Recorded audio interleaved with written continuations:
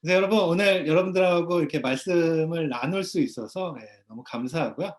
오늘 이 시간에 저는 여러분들하고 우리가 무엇을 위한 노력인가라는 제목의 내용으로 말씀을 나눠 보려고 합니다. 우리는 굉장히 이렇게 노력하고 살고 있죠. 근데 과연 우리가 뭘 위해서 노력을 하고 사느냐 하는 거죠. 제가 지금 잠시 한국에 나와 있는데요. 한국에 이렇게 올 때마다 제가 여기에 있는 사람들을 보면서 이렇게 느끼는 게 하나 있어요. 뭐냐면 사람들이 뭐랄까 참 열심히 산다 그런 느낌을 받습니다. 한국에서 이렇게 살아보셨던 분들은 아마 공감하실 거예요. 이렇게 열심히 살지 않으면 참 살기 어려운 사회가 바로 이 한국이 아닌가 하는 생각이 새삼 들어요. 이렇게 한 예로 이렇게 음식만 봐도 그래요. 사실 미국에는 사실 먹는 것도 새로운 게 그게 많지 않잖아요. 근데 어, 제가 요즘에 배달 음식을 정말 많이 먹어요. 여러분 약 올리려고 이 사진 올리는 건 아니고요. 제가 이곳에서 배달 음식을 정말 많이 먹는데 정말 치킨도 떡볶이도 디저트도 사람들이 계속 뭔가 새로운 것들을 끊임없이 개발하고 뭔가 사람들한테 선택받기 위해서 좋은 피드백을 받기 위해서 계속해서 아이디어도 내고 장사가 잘 되기 위해서 막 서비스도 주고 또 뭔가 마음에 담긴 어떤 그런 메모도 막 위에다 붙이고 정말 노력을 정말 정말 많이 한다 이런 느낌을 제가 받습니다. 그런데 그럴 수밖에 없는 게 제가 어떤 기사를 봤거든요. 전 세계 맥도날드가 브랜치가 3만 개 정도가 되는데요. 근데 한국에만 치킨집이 8만 5천 개가 넘는답니다. 그러니까 경쟁에서 살아남으려면 열심히 할 수밖에 없는 거죠. 모두가 성공하기 위해서 아니 최소한 그 성공은 아니더라도 어쨌든 잘 살기 위해서 노력하는 그런 분위기가 너무 느껴져요. 그런데 사실 뭐 그게 이거 한국만의 분위기겠습니까? 미국에 있는 우리도 조금 덜 치열할지 몰라도 우리도 잘 살기 위해서 애쓰고 노력하고 있죠. 우리 모두는 잘 살고 싶어 합니다. 그래서 주식에도 관심을 좀 갖고 비트코인 뉴스에도 막 눈이 좀 가고 또 부동산 이야기가 매우 흥미롭게 들리고요. 또 좋은 직장, 좋은 학교 이런 것들이 굉장히 매력적으로 저희한테 다가오는 게 아닌가 하는 생각이 들어요. 과연 왜 그럴까 생각해 보면 그렇게 잘 살게 되면 우리가 행복해질 거라는 믿음이 우리한테 있는 거죠. 물론 그런 믿음은 저에게도 있습니다. 그래서 제가 비즈니스도 좀 키우고 막 출장도 다니고 막 그러는 거죠. 생각해보면 너무 당연한 것 같아요. 좋은 삶을 꿈꾸는 거. 여유롭고 풍요롭고 그리고 행복한 삶을 꿈꾸는 건 어찌 보면 너무 당연한 겁니다. 그리고 그건 생각해보면 이 시대를 사는 우리만 그런 건 아니라는 거예요. 구약을 보면 우리가 이스라엘 백성을 볼 수 있죠. 출애굽기를 보면 광야로 나온 이스라엘 백성이 꿈꾸는 게 하나 있습니다. 뭐죠? 그게 뭐냐면 바로 젖과 꿀이 흐르는 가나안 땅에 들어가는 거. 그게 그들이 꿈꾸는 겁니다. 더 풍요로운 삶에 대한 동경인 거죠. 그러면 광야로 나오기 전에 그들의 꿈은 무엇일까? 뭐였을까? 노예로 있는 동안 그들의 꿈은 엑서더스, 탈출이었어요. 그 또한 더 나은 삶을 위한 탈출인 거죠. 우리가 더 나은 삶을 꿈꾸는 건 아주 오래된 우리의 본능이라는 생각이 듭니다. 근데 제가 오늘 여러분들하고 이게 본능에 대한 이야기를 하려는 건 아니고요. 저는 여기서 우리가 중요한 한 가지를 좀 생각해 봐야 한다는 겁니다. 그게 뭐냐면, 우리가, 네, 그게 뭐냐면, 우리가 지금 어디에 있으며, 과연 우리가 하는 지금의 노력이 상황에 맞는 의미가 있는 노력인지 생각해 보는 시간이 필요하다는 생각이 들어요. 무슨 말이냐면 이스라엘 백성, 이스라엘 민족의 삶을 구분해 보면 노예로서 있었던 삶, 그리고 광야에서의 삶, 그리고 마지막에 약속의 땅 가나안에서의 삶 이렇게 나누어서 구분할 수 있을 것 같아요.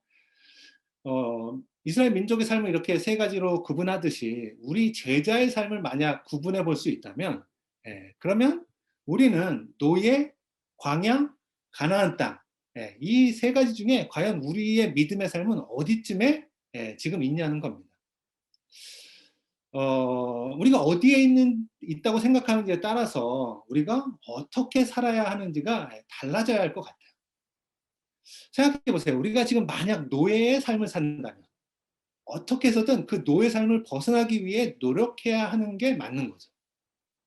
근데 만약 우리가 노예가 이미 아닌데 노예의 삶을 벗어나기 위한 노력을 한다든지 아니면은 우리가 아직 광야에 있는데 마치 약속의 땅에 들어간 사람처럼 행동하고 그렇게 산다면 그 노력이 얼마나 허무할까? 그 노력이 얼마나 의미가 없는 그냥 고생일까? 이런 생각이 드는 거죠. 그래서 먼저 알아야 할 건 우리가 어디에 있냐 하는 것입니다. 우리가 어디에 있냐. 그래서 믿음의 삶을 세 단계 노예, 광야, 가나안으로 구분해 보면 지금 여기 있는 우리 중에서 아직도 믿음 생활이 뭔지 모르겠다. 그거 왜 하는 건지 잘 모르겠다. 만약 누군가가 그렇다면 우리는 아직 어쩌면 노예의 삶에서 탈출하지 못한 사람일 수도 있습니다. 세상의 노예로 아직 남아 있는 거죠. 근데 만약 믿음의 삶을 살기로 결정했다. 그러면 최소한 우리는 광야로 출애굽은 겁니다. 그렇다면 우리의 믿음 생활에서 우리는 적과 꿀이 흐르는 약속의 땅에 무사히 들어온 건가? 제 개인적으로는 하나님이 주신 약속의 땅은 사실 아직 잘 모르겠어요. 이게 죽어야만 가는 건지 아니면 제가 지금보다 더 성숙해져서 죽기 전에 그 약속의 땅 가나안을 믿음의 가나안 땅을 경험해 볼 수 있는 건지 사실 잘 모르겠더라고요. 어쨌든 저는 여전히 갈등하고 여전히 뭔가를 두려워하고 여전히 삶에 뭔가가 필요한 걸 보면 제 믿음은 아직 거기까지 간 것 같지는 않습니다. 그래서 저의 경우를 보면 현재 제 믿음은 저의 제자 삶은 하나님이 우리에게 주신 그 약속의 땅에 들어가기 전인 것 같다는 생각이 들고 그렇다면 제가 있는 이 광야에서 과연 우리는 어떻게 살아갈지가 굉장히 중요하지 않을까 하는 생각을 해봤습니다. 성경 구절을 하나 읽겠습니다. 마태복음 5장 13절서부터 15절까지의 말씀입니다. 마태복음 5장 13절서부터 15절인데요. 제가 읽을게요. 너희는 세상의 소금이다. 그런데 소금이 그 맛을 잃으면 어떻게 다시 짜게 할 수 있겠느냐. 그런 것은 아무 쓸모가 없어 밖에 버려져 사람들에게 짓밟힐 뿐이다. 너희는 세상의 빛이다. 산 위에 있는 마을은 잘 보이기 마련이다. 등불을 켜서 그릇으로 덮어둘 사람은 아무도 없다. 오히려 그것을 등잔대 위에 올려놓아 집안에 있는 모든 사람에게 비추게 하지 않겠느냐. 이와 같이 너희 빛을 사람들 앞에 비추게 하라. 그래서 사람들이 너희 착한 행실을 보고 하늘에 계신 너희 아버지를 찬양하게 하라. 아멘. 네. 성경은 우리 보고 어떻게 하라는 걸까요? 이 구절을 보면 맛나게 살라는 이야기예요. 맛을 잃지 말라는 이야기입니다. 그리고 빛나게 살라는 이야기입니다. 빛이 나는 삶을 살라고 이야기하는 거죠. 여러분 생각해 보면 우리가 살고 싶은 것과 사실은 다르지 않아요. 생각해 보면 아무 맛도 나지 않는 그런 삶을 살고 싶은 사람이 과연 어디에 있겠습니까? 빛나게 반짝반짝거리면서 살고 싶지 않은 사람이 세상 어디에 있겠습니까? 우리가 살고 싶은 것과 비슷해요.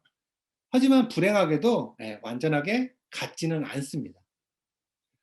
우리는 만나고 빛나게 살기 위해서 좋은 대학도 가고 좋은 잡을 잡고 성공하길 원하는 거죠. 바로 부자가 되길 원하는 겁니다. 부자가 돼야 뭔가 달달한 맛이 나는 삶이 될 거라고 생각하고 부자가 돼야 번쩍번쩍 빛나는 그런 보석 같은 사람이 된다고 배웠고 또 그렇게 믿고 사는 거죠.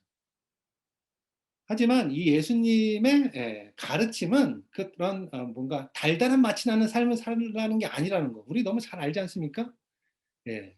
이 예수님의 소금이 되고 빛이 되라는 이 말씀은 세상이 썩었고 어둡기에 너희들만이라도 제발 그 안에서 소금으로 빛으로 살라는 당부가 아니겠습니까?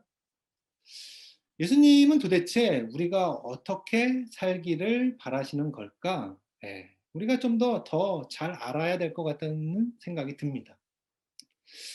우리가 지금 마태복음 5장을 봤는데요. 이 마태복음 5장 13장 앞에는 이 산상수훈의 내용이 나와요. 그 내용을 보면은 좀 더 명확하게 예수님이 우리가 어떻게 살기를 원하시는지 알 수가 있습니다. 마태복음 5장 3절서부터 11절까지 산상수훈에 대한 내용인데요. 그 중에 일부를 제가 좀 읽어볼게요. 3절이요. 마음이 가난한 사람은 행복하다. 하늘나라가 그들의 것이다. 슬퍼하는 사람은 행복하다. 그들은 위로를 받을 것이다. 유순한 사람들은 행복하다. 그들은 땅을 물려받을 것이다. 의를 위해 굶주리고 목마른 사람들은 행복하다. 그들은 원하는 것을 다 얻을 것이다. 네, 아멘. 이 뒤로도 내용이 굉장히 많죠. 여러분 어떻게 살라는 겁니까? 마음이 가난한 사람들은 행복하다. 가난하게 살라는 게 아니에요. 슬퍼하는 사람은 행복하다. 그렇다고 슬퍼하며 살라는 이야기도 아닙니다. 굶주리고 목 마른 사람들은 행복하다. 우리 그렇게 부족하게 살라는 이야기가 아닙니다. 네, 이 이야기들을 우리가 잘 이해해 보면 그건 바로 다르게 살라는 이야기입니다. 더 이상 세상의 노예로 살지 말라. 제가 예전에 책을 하나 본 기억이 있어요. 거기에 보면 그런 이야기가 나와요. 어떤 사람이 길을 가다가 악한 주인으로부터 이렇게 매를 맞는 노예 하나를 봐요. 그 노예가 너무 불쌍해서 주인에게 값을 치르고 그 노예를 사는 거죠. 그리고 그 노예에게 이렇게 이야기합니다. 너는 이제 자유다. 가서 너의 삶을 살아라. 자유를 얻은 그 노예에게는 두 가지의 반응이 나온다고 합니다. 첫 번째 반응은 뭐냐면요. 자유를 얻었지만 살다 보니까 이게 너무 힘든 거죠. 그래서 자신이 얻은 그 자유를 가지고요. 다시 새로운 주인을 찾는 노예가 있대요. 또 다른 하나의 반응은 뭐냐면 그 자유를 준 사람에 대해서 감사하고 그 감사함을 다른 사람한테 또 다르게 나누어주는 그런 삶을 사는 노예도 있다고 합니다. 여러분, 우리는 노예로 살지 않아도 된다는 하나님의 은혜를 받았어요. 하지만 우리도 모르는 사이에 또 다른 새로운 주인을 찾아서 그 새로운 주인의 노예가 되기 위해 우리 스스로 애쓰고 있는지는 아는지 한번 돌아봐야 합니다. 왜 우리는 또 다른 새로운 주인의 노예가 되려고 할까? 왜 거기에 많은 시간과 노력을 들일 수밖에 없을까? 우리도 다르지 않습니다. 갖고 싶은 게 있는 거죠.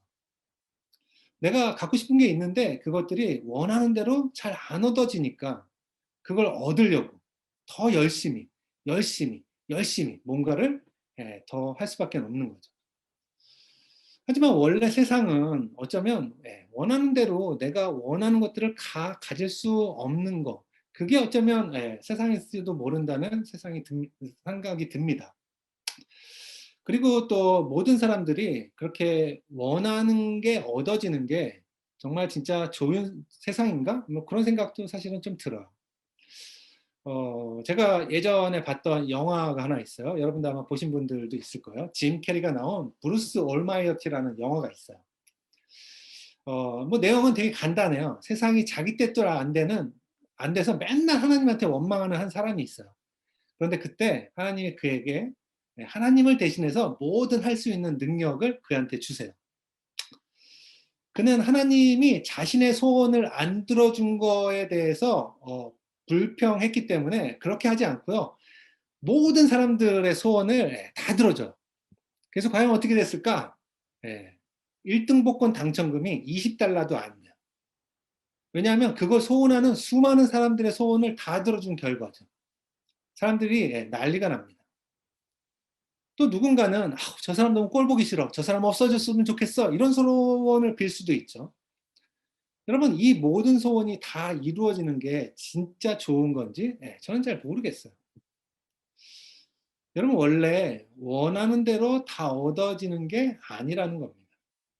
그래서 우리가 열심히 살지만 원하는 걸 얻는 데 집중하지 말고 우리가 다른 것에 집중해야 하는 거죠. 예수님은 우리가 그렇게 원하는 걸 얻기 위해 노력하는 세상과 다르게 살기를 원하세요.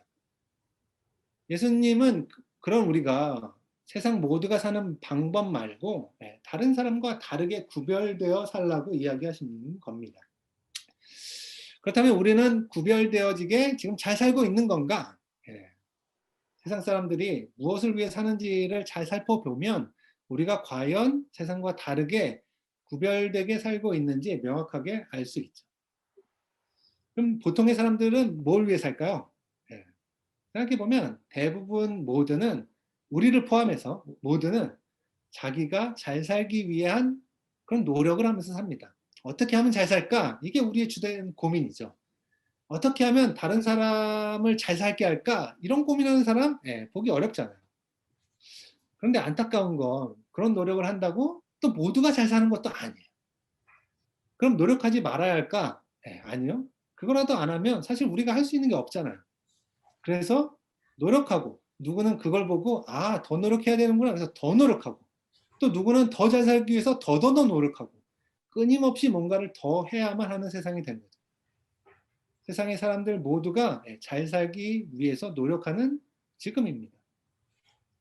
그렇다면 우리는 세상과 다르게 무엇을 위해서 노력을 해야 할까? 여러분 고민되지 않습니까? 우리가 말씀을 따라 산다고 결정했기 때문에 고민이 좀 돼요, 개인적으로.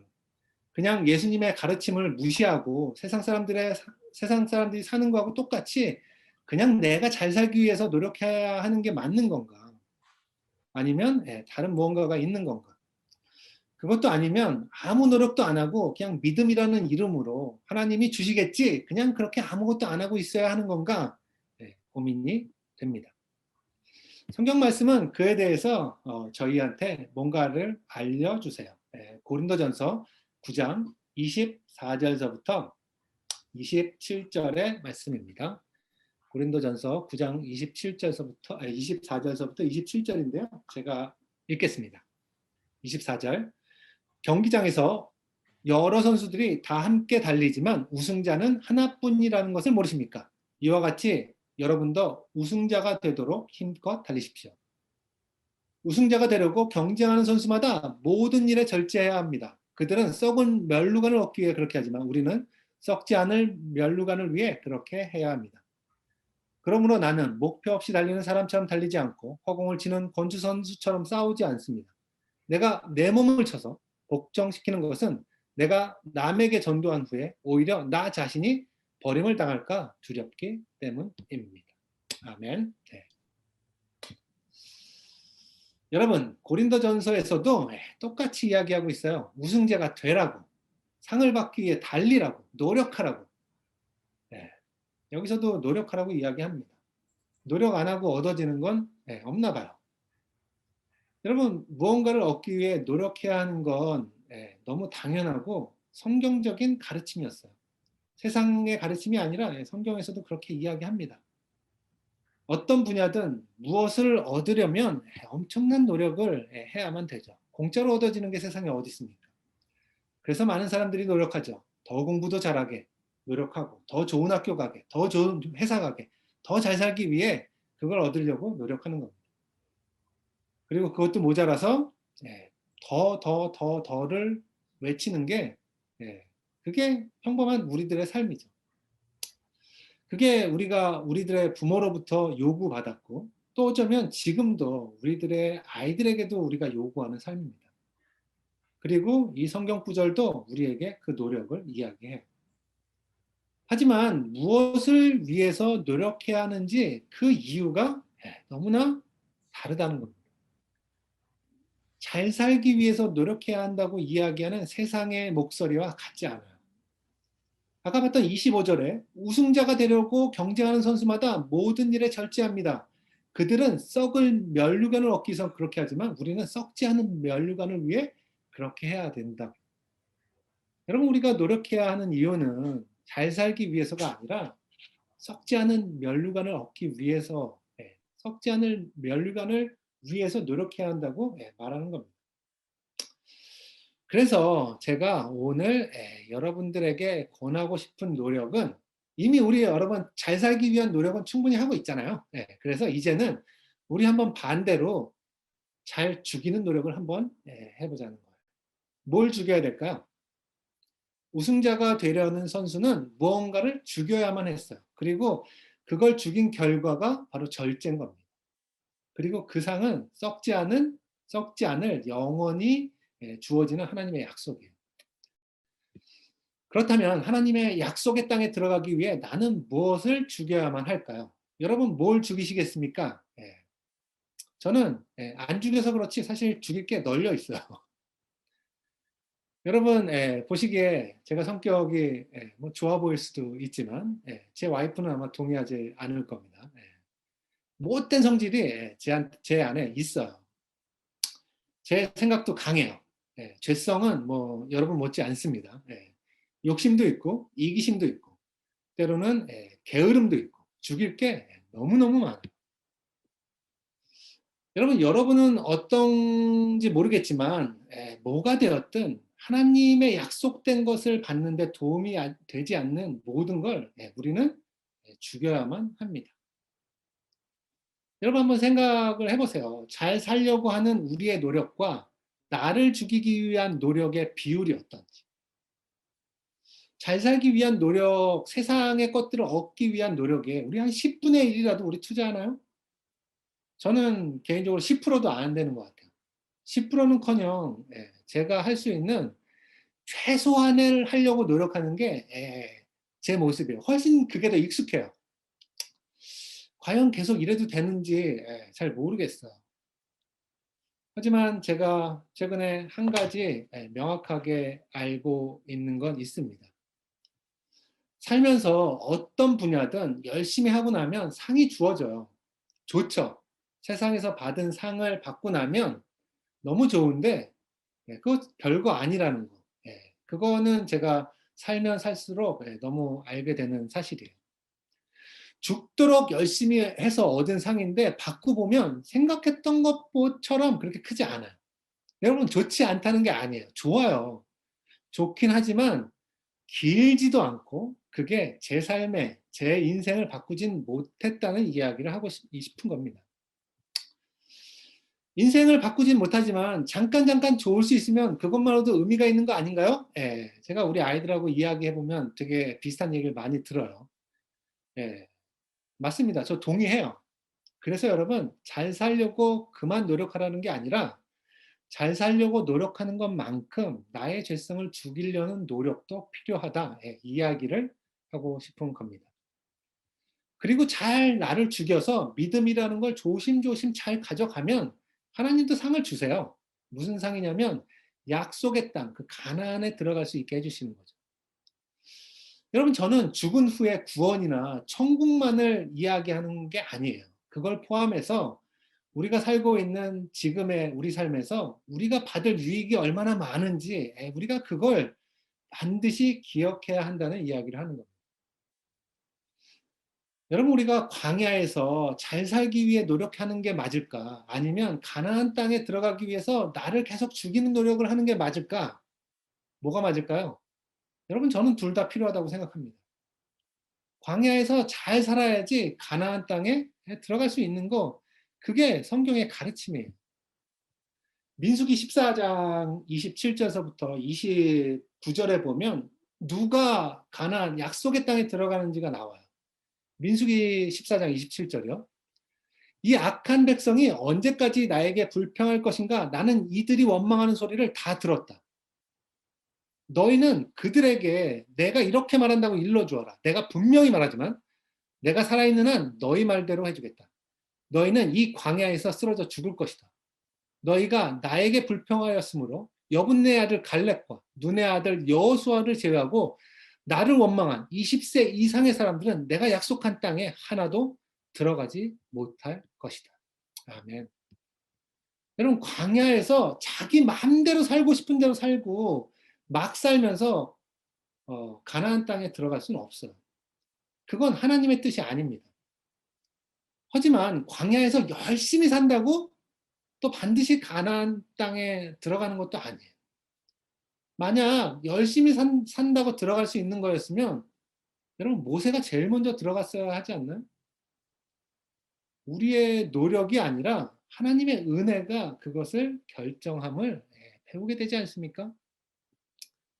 중요한 건 우리가 얼마나 노력하는지 또 무엇을 위한 노력인지도 중요하지만 그 결과가 단지 우리의 노력에만 달려있는 게 아니라는 걸 우리 배워야 돼요. 그걸 이해해야만 합니다.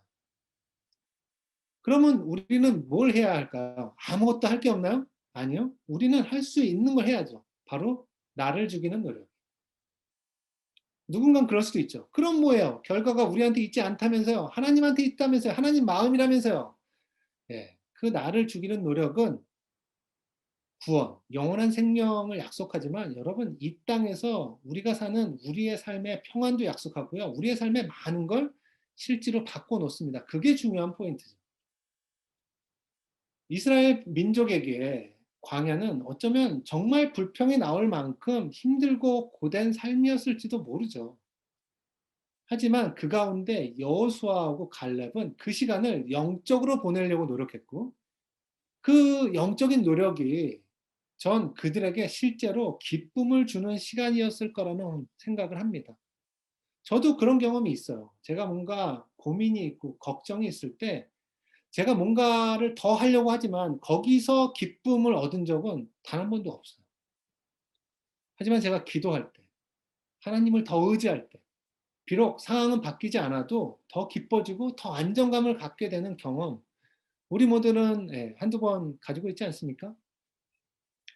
가장 최근에도 박지호 목사님이 이제 한국에 가신다는 결정을 제가 처음 들었을 때 개인적으로는 걱정도 되게 많았고요. 고민도 되게 됐어요. 하지만 기도하고 말씀 읽고 하나님을 더 의지하는 시간을 가진 후에야 지금은 하나님이 하실 거라는 믿음이 아주 조금 생겼습니다. 이제 더 이상 그렇게 많이 불안하지 않아요. 여러분 영적인 시간은 그런 것 같아요. 죽어서의 구원을 약속하지만 살아서 우리에게 기쁨과 감사와 평안을 주는 그게 영적인 시간의 축복인 거죠. 하나님이 우리에게 허락하신 그 약속의 땅, 목숨이 끊어져야만 가는 곳이 아니라요. 죽어야 할 나의 그 뭔가를 죽일 때 허락되는 곳임을 우리가 알아야만 합니다. 그리고 그게 얼마나 좋은 건지 그 비밀을 아는 게 축복이에요. 그리고 그 비밀을 여러분 하루라도 빨리 할수록 그 축복을 더 빨리 경험하게 됩니다. 끝으로 여러분 제가 성경 구절을 하나를 더 보고 싶어요. 고린도전서 10장 31절의 말입니다. 고린도전서 10장 31절인데요. 그러므로 여러분은 먹든지 마시든지 무엇을 하든지 모든 것을 하나님의 영광을 위해 하십시오. 이렇게 나와요. 아멘. 여러분, 우리 열심히 먹고 열심히 삽시다.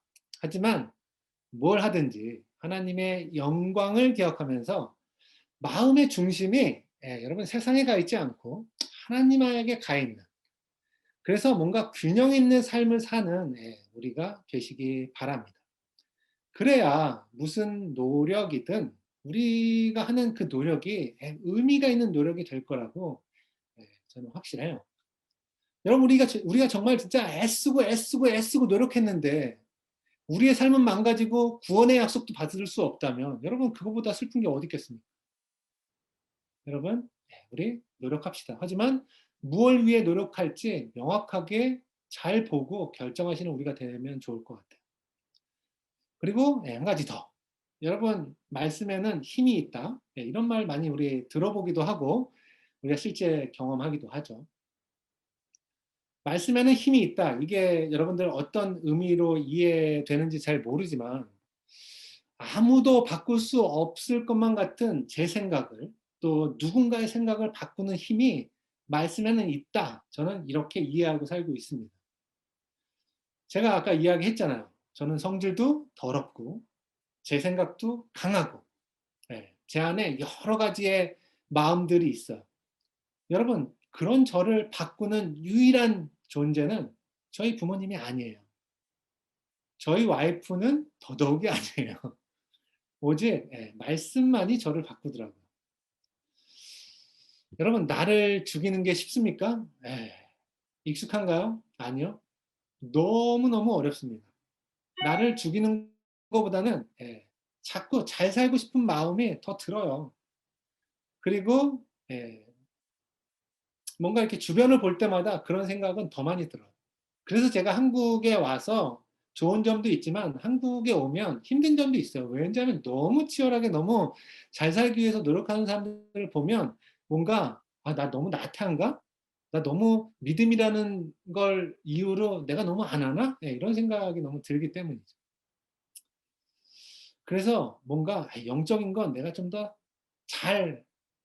잘 살고 난 다음에 해야 될 것 같은 그런 생각이 들어요. 하지만 그런 저를 바꾸고 그런 제 마음을 영적으로 유지하는 유일한 게 말씀입니다. 여러분, 여러분도 그 말을 그 말씀을 믿어 보시기 바라요. 그리고 그 말씀을 잘 받아서 여러분들 것으로 만드는 여러분들이 되시길 바라면서 여러분 우리 잘 삽시다. 그리고 잘 한번 죽어도 보십시다. 오늘 말씀은 여기서 마치도록 하겠습니다. 감사합니다.